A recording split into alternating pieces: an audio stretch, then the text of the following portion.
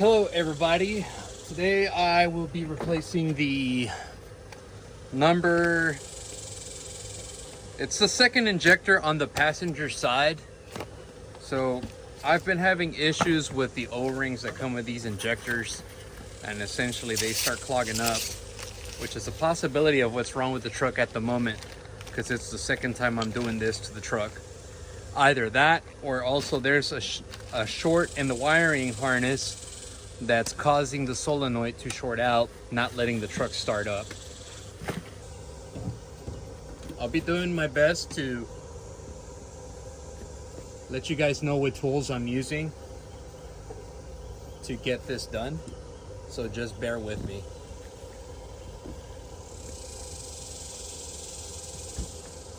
What I like to do first is always disconnect my turbo pipe housing off, or not the housing, but the intake tubes. So that usually calls for an 11 millimeter. I like using metric sizes, although I'm pretty sure some of y'all like using imperial. Big deal, doesn't matter to me, it's just personal preference. So we got these two band clamps that you have to undo first. After that one, you have to come down by the battery, pull your battery out, and you'll have to undo this one right here, also 11 millimeter. There's the 11 mil I was talking about.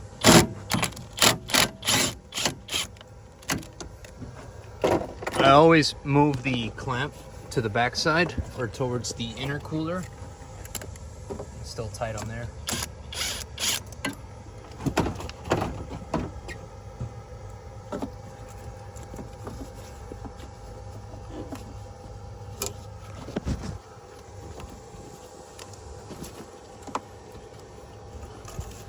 All right, so that one's back. Now I'm able to remove the rest of the turbo pipe housing. Also, it helps to disconnect this sensor that's mounted above the AC box.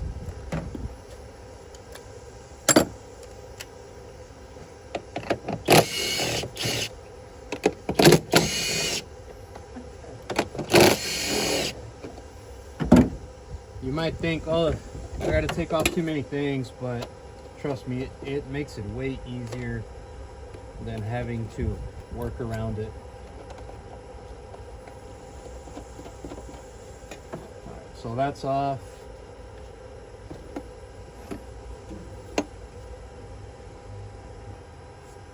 You do have to undo this little clamp so you can pull off the hose.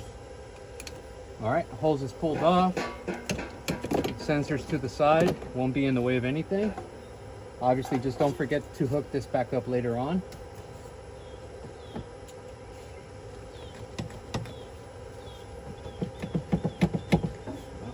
That one's still tight. You don't have to take the nuts all the way off, just enough to be able to loosen up this boot.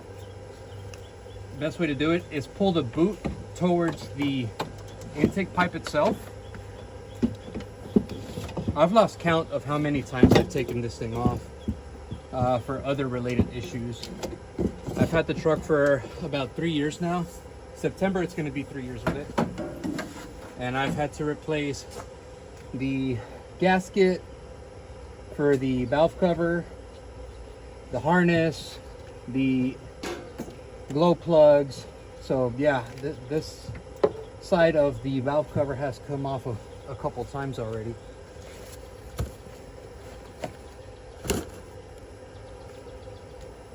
All right, I do have a bypass valve on my truck. I'll provide a link for that valve if you guys want to get one yourself.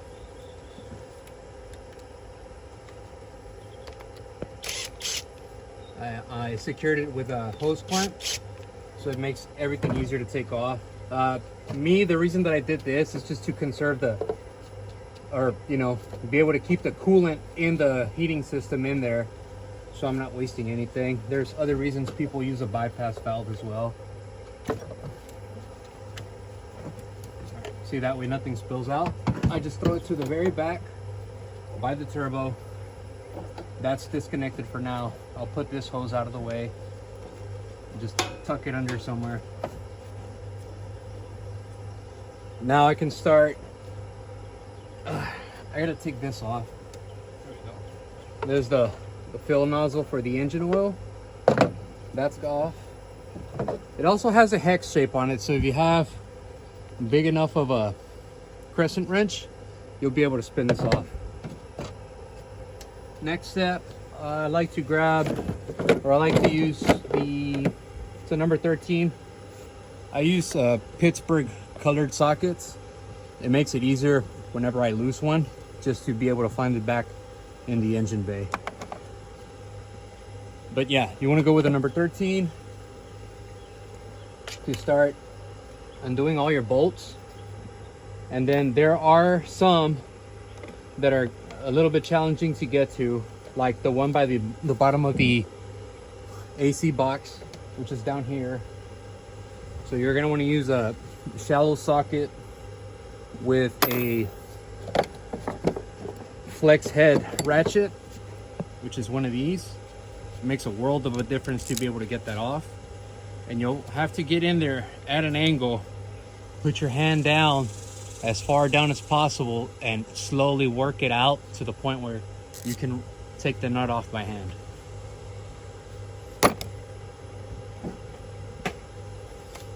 Again, if you don't have power tools, it doesn't mean you can't get the job done. It just helps to speed up the process. Always keep your hardware in a spot where you know it's not gonna go missing. I like to use a tray.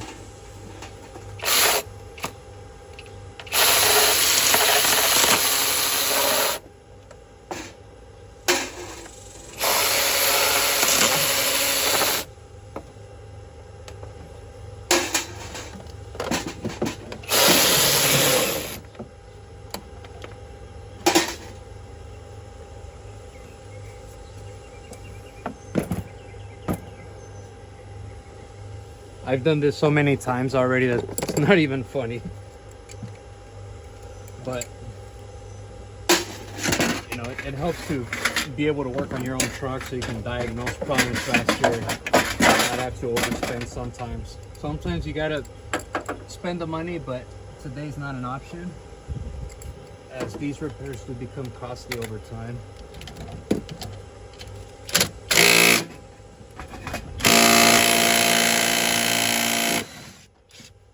So there's another nut by the AC bracket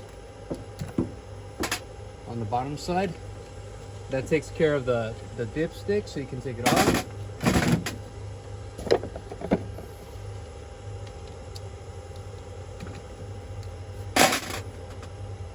Okay, so this is the one I was talking about. There's actually two. Where my socket is at, that hole goes on top of that bolt.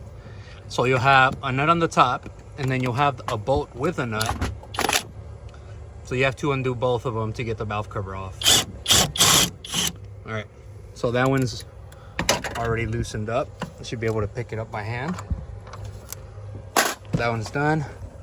Got two more down there. Two more kind of where you see this little groove, and then a secondary one, and then there's one that's hidden all the way back here. You have to feel for it. That one, and yeah, that should be it. So I have a total of 5 bolts I gotta take off next. This is where it gets interesting because you have to kind of feel for it. I'm using a deep socket 13 mil with a flex head ratchet.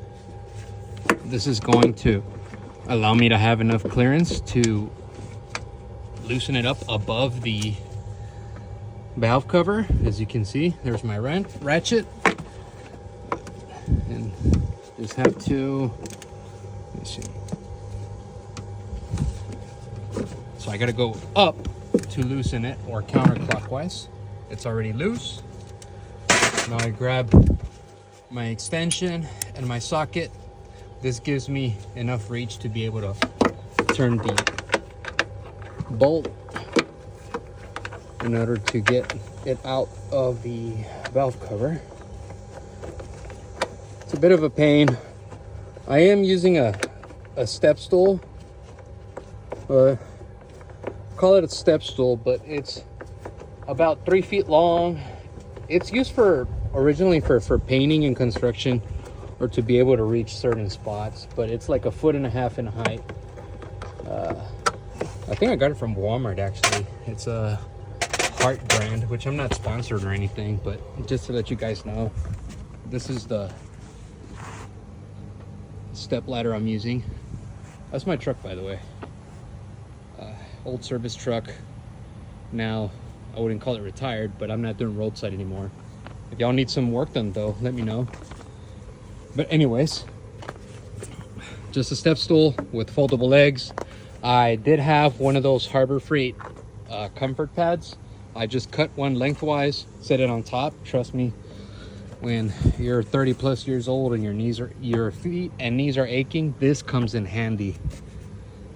So I cut one up in half, laid it out, and I'm working over the side of the engine. Back to what I was doing here.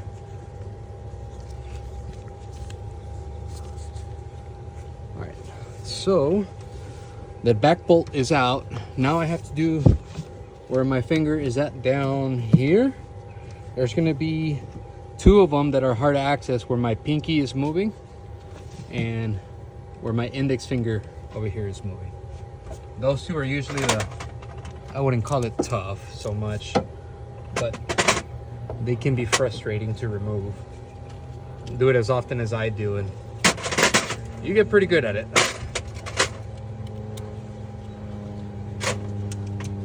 I like to use this swivel adapter. I should have really brought my other sockets from work, that they already have swivels on the top side. It's like a dedicated swivel with a proper size, and I have them at work, yet I have yet to use them. I use them more on this truck than anything. So yeah, for the first one, a little hard to see there, but go like so, all the way up here. I think this extension might be too short.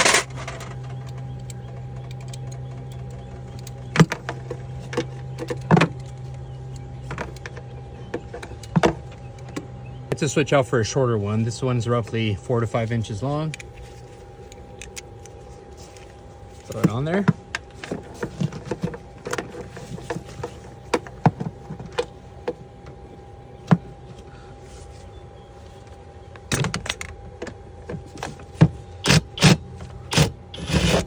All right, first one's out. Always put your hand in there. Or what I also like to do underneath the truck, I'll place a big piece of cardboard, roughly 4 foot by 4 foot, and it'll tend to catch whatever falls on the floor, nuts, bolts, sockets, whatever tools, just so it's visible. Along with how I suggested, if you use colored sockets, they're easier to find. Say what you want, they look gay or whatever, I could care less.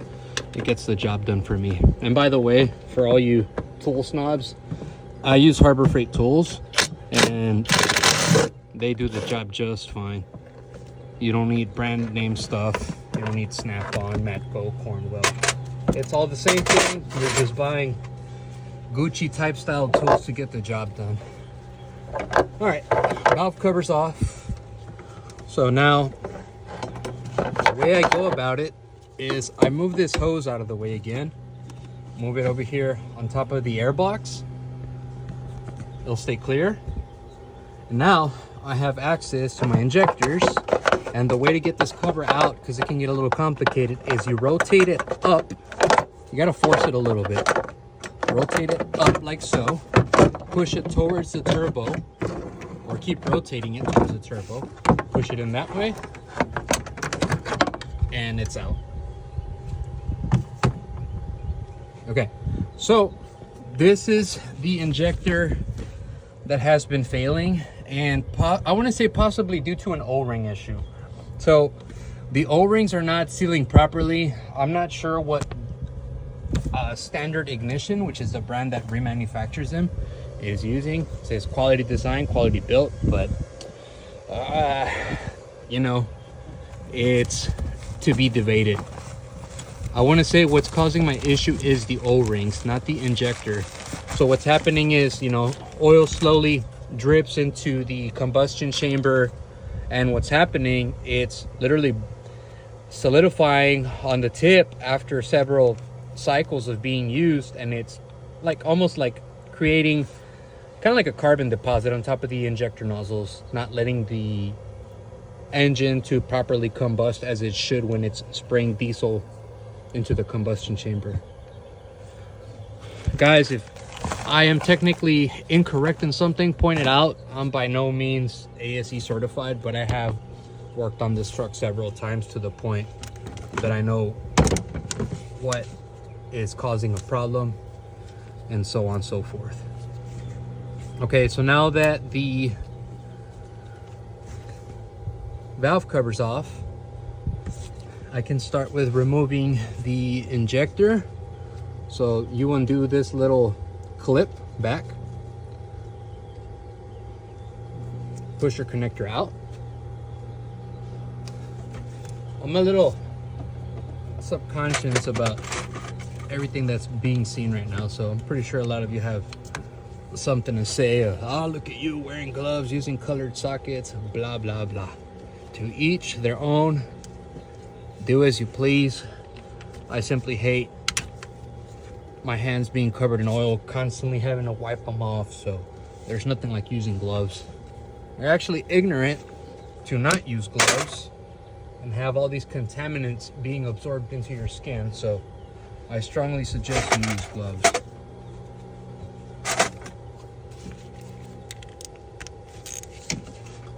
Several times where it's prevented me getting cuts on my fingers. I have a ton of callus on my hands just from doing the metal fabrication work.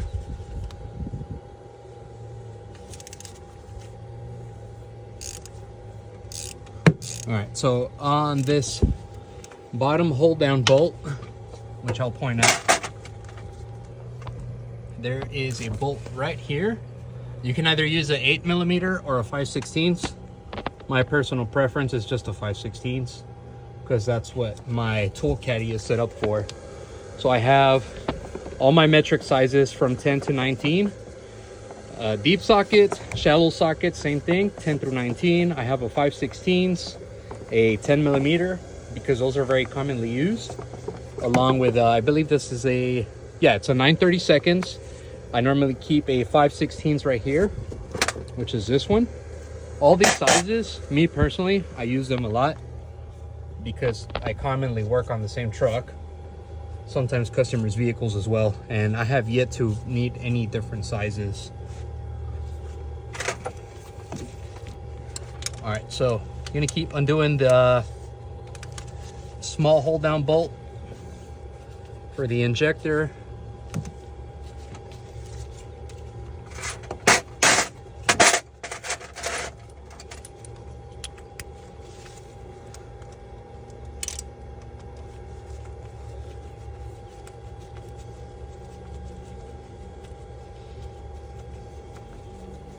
You know, and I found the tray that I'm using fits perfectly in the battery compartment to be able to work on the truck and put all my hardware away. Normally I'll put it on top of the, or right below the windshield, but it happens that every now and then I'll drop stuff into the engine bay itself inside the valley, and you know, it's more difficult to get stuff out of there, so this usually works best. You know, it's a good thing that I'm in here because I can already see an oil leak that's coming from the top of the turbo, where the pedestal housing is at. I'll give you guys a better view.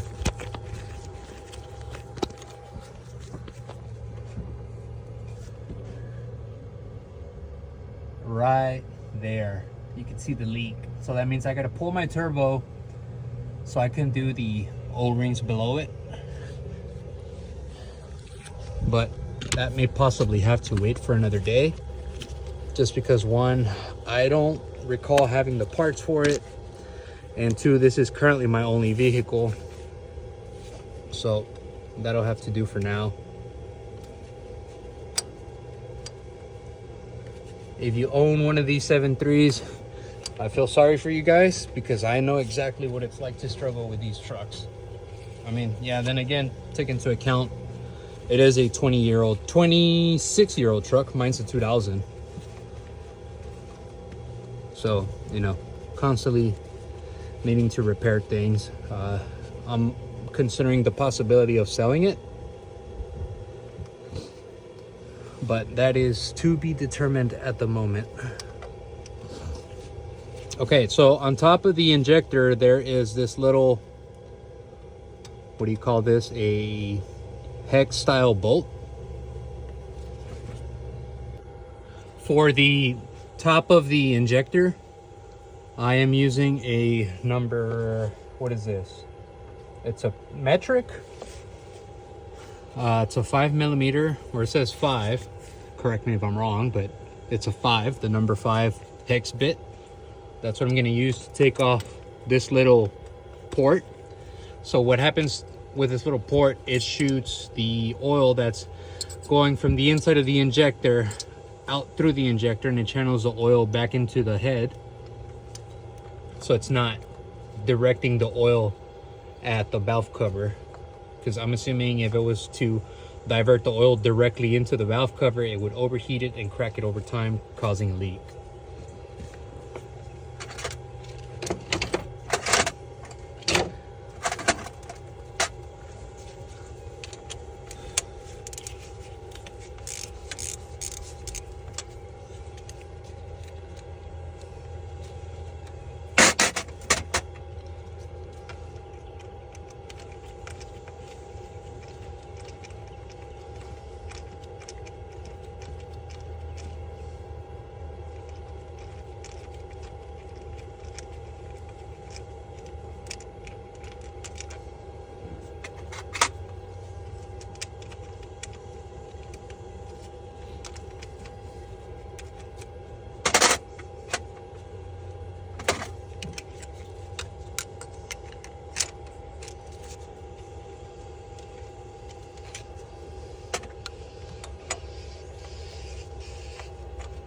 All right, that's loosened up.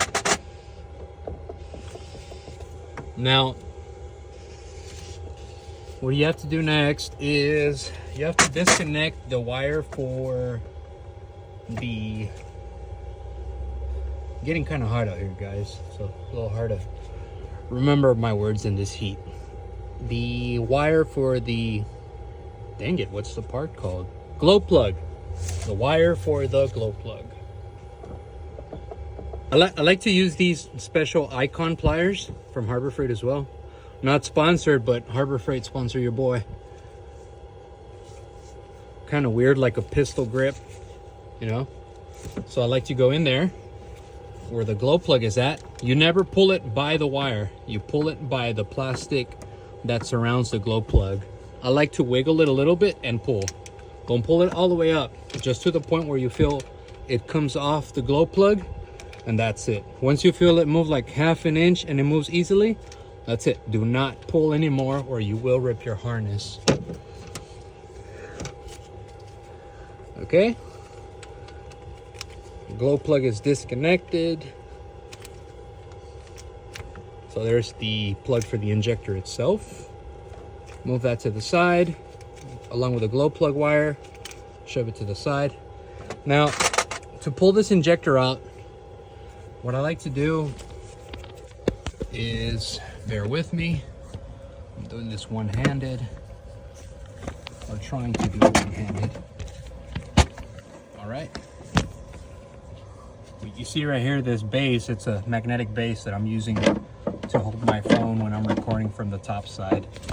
It's magnetized to the roof. All right, it kind of directs the focus a little better there.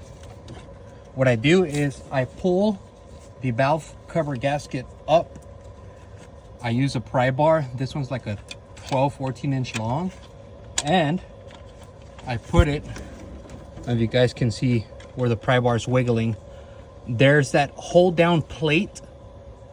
I put the pry bar underneath the hold down plate, and then I'll show you how it goes. See, so I'm not on top of the gasket, I'm below the gasket.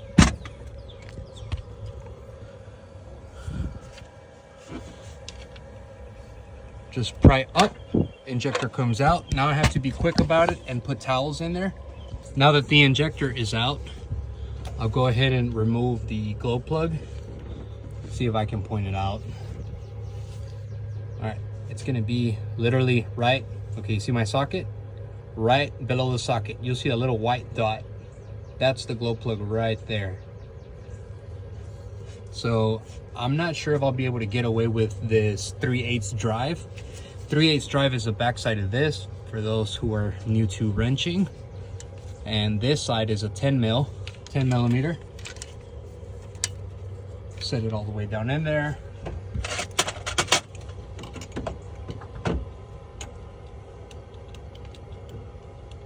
As they say, do as I say, not as I do. Me personally, I like to use the impact. I would highly suggest you don't. I just pulsate it a little bit. The glow plug is undone. I'd say I can do this myself because one, it's my truck. Two, I've done this several times to know what will cause a bolt to strip. And if you're not experienced with this, I highly advise you don't, so you don't strip out the threads on your head, because that will be a costly repair. I would advise you to use a ratchet and turn it slowly if you have never done the glow plugs on your truck. All right, so I'm just gonna speed up the process here. All right, glow plug is loose. I grab a pair of needle nose pliers.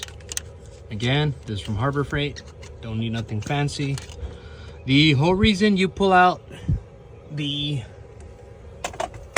injector glow plug is so when you go to install your injector, you're supposed to bleed out all the oil that's going to go into the combustion chamber, and you have to cycle the engine about, depends by person, but I roughly do it 5 to 6 times. I cycle the engine for 10 seconds at a time, and I hook up a battery charger. Got a DeWalt one right there, charging up the batteries. Or I have a bigger, heavier duty battery charger that supplies 200 amps to be consistent with the engine starts, and so the batteries are not fully drained. I'll cycle it 5 to 6 times, give it like 15-20 seconds of break in between so the starter doesn't overheat. That is currently out. I can do one of two. I can put more napkins in there to continue to absorb the oil, or I can get my, if you guys have the tools, I'll show you in a second. This is what I like to use to clear out the area where the injector goes. It's a pneumatic air operated fluid extractor, as you can read in the title. I normally use it to bleed brakes, but it also came with attachments to extract other fluids. So I'll remove the napkin I had in there. There's a better view. Bear with me. There's a little valve on the side.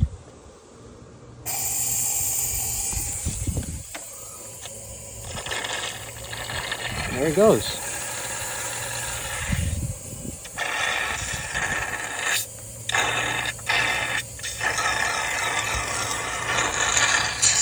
This way I don't waste a bunch of napkins, you know, because those blue napkins can get pricey. You'll use a whole entire roll just to get the oil out of this. Grab this. And so what I like to do is poke this all the way on the inside.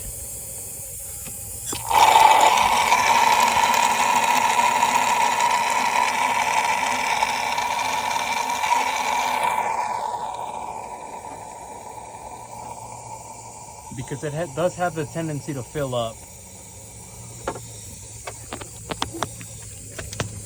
It's probably good now, but I can still see some of the fluid build, or the oil building up down in there.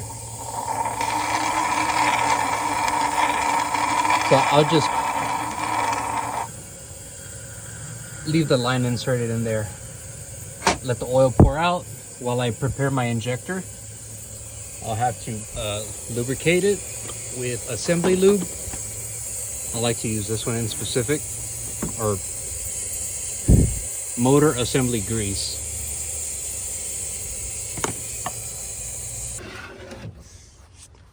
Because in the past, I have had smoke to continue to come out the tailpipe. Usually that's because you're supposed to, one, install your injector, run about 50 miles on the truck with a new injector, and then you have to go back, even after your valve cover has been on there already, or everything back in place, even if you torque down your bolt, your hold down bolt or hardware, you have to come back, remove the valve cover, and re-torque the hold down bolt for the injector. And trust me, it does sink back down. So it makes a huge difference. However, as a preventative, what I want to do myself is, I have no clue as to what grade or quality these standard brand ignition O-rings are. And again, I'm using a Felpro kit right here that I've kept it as a backup for any other possible leaks. So I'm just going to test the theory here. I'm going to change out the standard ignition O-rings out. I'll put these to the side, and I'll use the Felpro kit. I'll do the same process, run the truck 50 miles, take off the valve cover, and re-torque down the hold down bolt. See how the truck runs, if it still smokes after retorquing the bolt, and go from there. And I'll give you guys an update. Yeah, you know what? Upon further inspection, just look how these O-rings just begin to crumble. Or, you know, they're kind of like dry rotted. Look at that. These O-rings are very, very poor quality. And I'll give y'all a comparison, but I can just tell you these O-rings are trash. So sadly enough, if you buy a set of these injectors from O'Reilly's because you're in a bind or you need something in a hurry, I highly advise you guys buy the Felpro ones.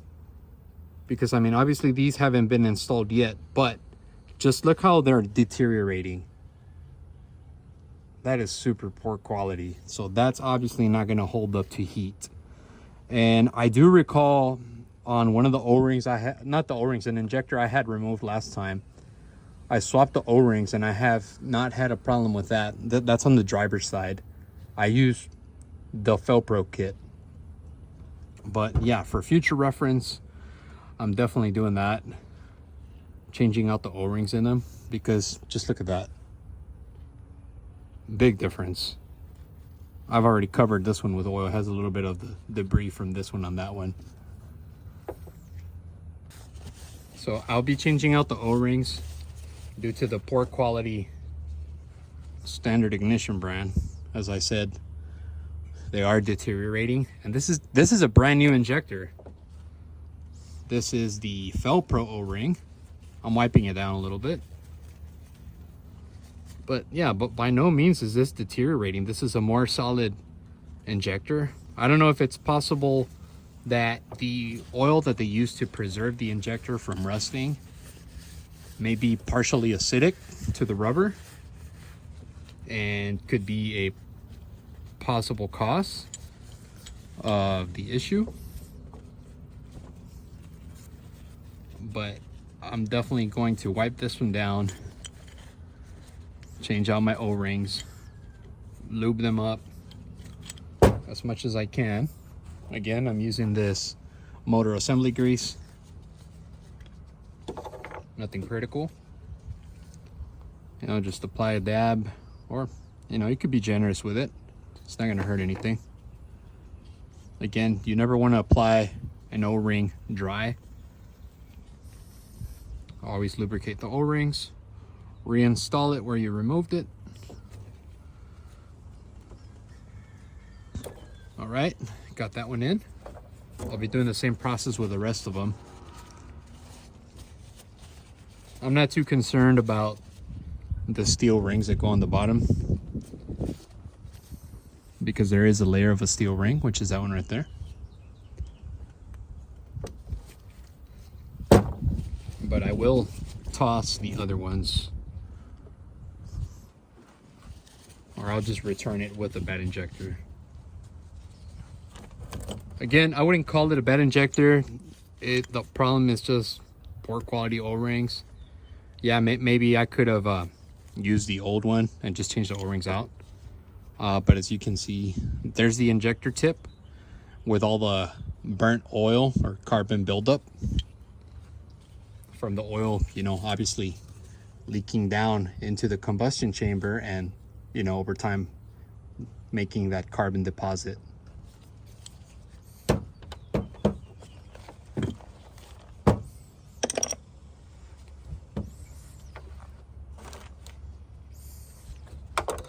Everything's pretty straightforward. Just get your pick of choice. These are Icon. They're like on sale for like 10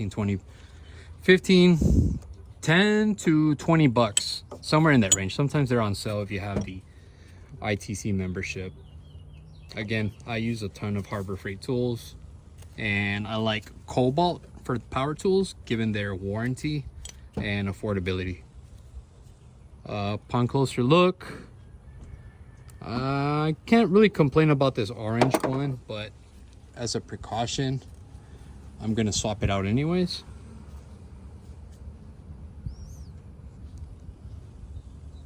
I don't know, the only thing I can see is that it's turning from black, or from orange to black. I'm questioning if they paint these O-rings. It's possible. I don't know. What do you guys think? Replacing it anyways. I'm doing one of the Felpro ones.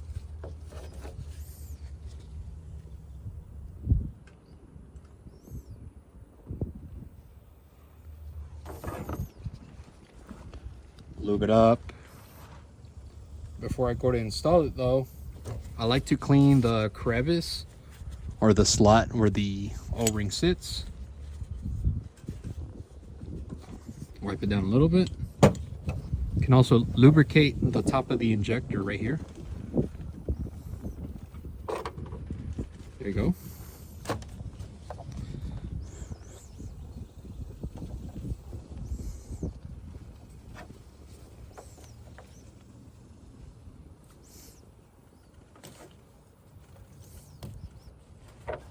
That's that.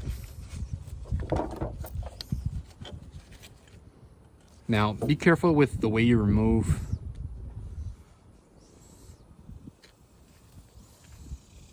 See what I did there? What I did was I insert my pick without attempting to poke at this one. So I try to come at an angle above the black ring, push in, up, hook, pull, and then go up, and then go all the way around like so. And just keep working the O-ring out.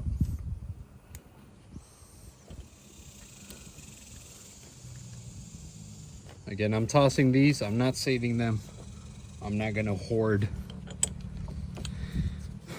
an O-ring that has previously given me problems. Well, I mean, these didn't give me problems, but just the poor quality has caused an issue, making me replace the injector already a third time,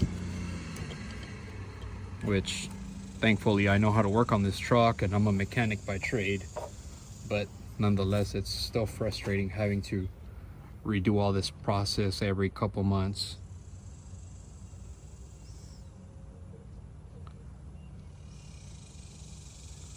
And this injector is under warranty, so I'll be able to take it to O'Reilly's, which is where standard ignition is from, and I'll go ahead and swap it out.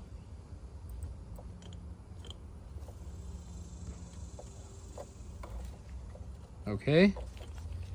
Got the black O-ring all the way down at the bottom, set in place.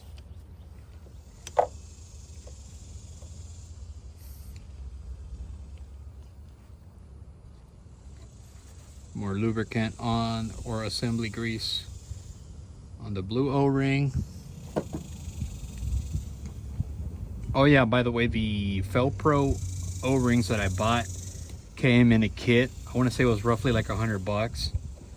And I went in ahead and bought, you know, for all 8 injectors, because it's fairly pointless to just buy for one, costing roughly about 20-30 bucks. You buy the kits like $100 for all 8.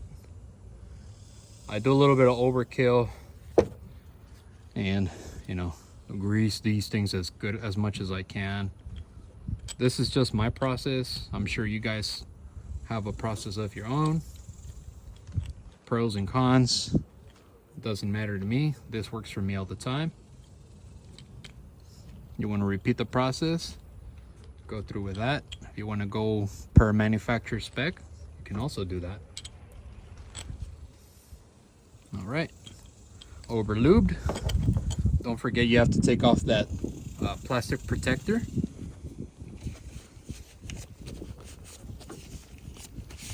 Very dirty process. Before I proceed, I do need to put the rest of the O-rings away. This is why I like using that vacuum you guys saw in the other video, or this one right here.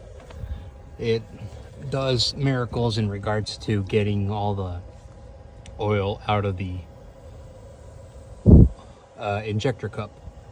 So now I'll be able to install the injector itself. Don't forget to remove the plastic cover at the very top. Got that off. Always inspect your injector. Make sure it's clean of any kind of debris. This one's ready to go. I always leave this bolt on there. So the way it goes is like so. What you do is you push this bracket forward. It allows you to drop it down. Now, people like to have their own procedure to install this. My personal preference is to move that bracket forward, push it as much as I can by hand. You can see it go down. It already sat in place as much as I could make it go down. Another process that I've seen is people put, I believe it's a 5/8 wrench on the back of this and pry it down if you have the space. Or I also like to use a 1/2 inch extension, put it right here and tap it down with a hammer, and you'll get the feel for it when it sits all the way down.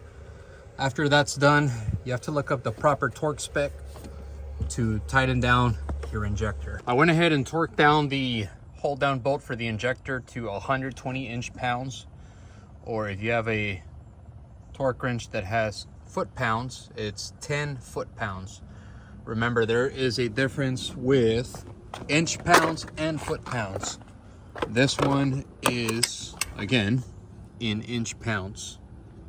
Hence the, look closely, if I can get this to focus, IN is inch-pounds. This is a small 3/4 drive or 3/8 drive torque wrench from Harbor Freight. It's their Icon line. I already torqued down the hold down bolt for the injector. Temporarily, I have the valve cover back on there with the glow plug off, so I can turn the engine over and bleed out any oil from the combustion chamber. I do have my, again from Harbor Freight as well, Centec engine start / battery charger.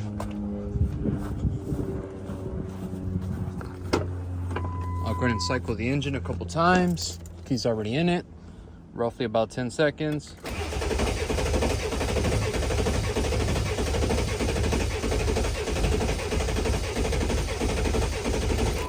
It's probably a little overkill, really. I don't think it's going to require that much, really, considering that I had already vacuumed all the oil out of there. So, I mean, even though it's on a countdown here to assist it again, I think this one time should be sufficient. There's other times where I have not used the vacuum extractor, and yeah, it is necessary to cycle it about 5-6 times, charge the battery, and that usually takes about an hour. But this time is going to be the exception because I had used the vacuum extractor and the piston was actually all the way to the top of the head, so that should help out a lot. I did pick up a standard ignition brand cam position sensor. Normally I would use Ford, but I don't have any access to after hours for the Ford dealership. I can probably pick one another day, but that one will have to do for now. So I will remove and replace the one that's on there with a brand new one. And I wanted to add, I had to disconnect the, I'll show you here, the harness that goes into the valve cover gasket itself on both driver and passenger side. Reason for that is so the injectors are not getting any diesel into the combustion chambers. That way it does not flood the combustion chambers. At least that's what I was advised online. So once I get everything else settled, I need to reinstall my glow plug, torque it to spec, and then I can reconnect everything. I will check the fuel bowl to make sure that there's fuel pressure building up in there, reconnect all my lines, turbo piping, and ensure that the truck runs and drives again. More power, baby! Look at that! Look at this!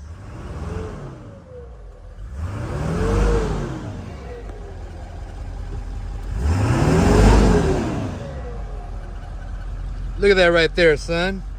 Fixed. Smoky. Look at that. Won't you look at this? Thank you, Lord Jesus.